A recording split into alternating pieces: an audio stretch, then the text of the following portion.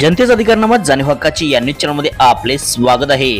सत्यजित पाटील यांनी सर्व मुस्लिम बांधवांना रमजान ईदच्या दिल्या शुभेच्छा। आज रमजान ईद निमित्त इचलकरंजी येथील समस्त मुस्लिम बांधव ईदगाह मैदान या ठिकाणी सामुदायिक नमाज पठण आयोजित केले होते। यावेळी शिवसेना उद्धव बाळासाहेब ठाकरे पक्षाचे लोकसभेचे उमेदवार सत्यजित पाटील यांनी त्या ठिकाणी उपस्थित राहून सर्व मुस्लिम बांधवांना ईदच्या शुभेच्छा दिल्या।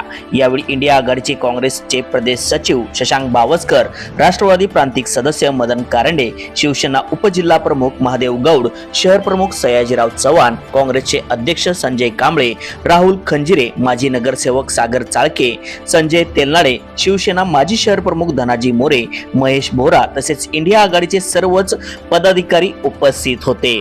चला तर पाहूया सविस्तर न्यूज चॅनल प्रतिनिधी श्री सचिन खोंद्रे सह।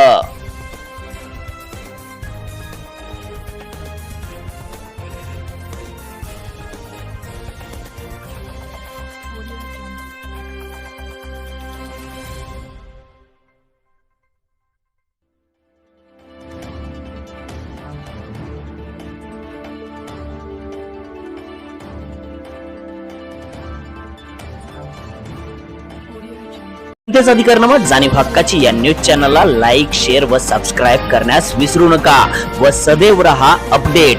जाहिराती व बातमीसाठी आजच न्यूज चॅनलशी संपर्क साधावा। 80 87 820 897।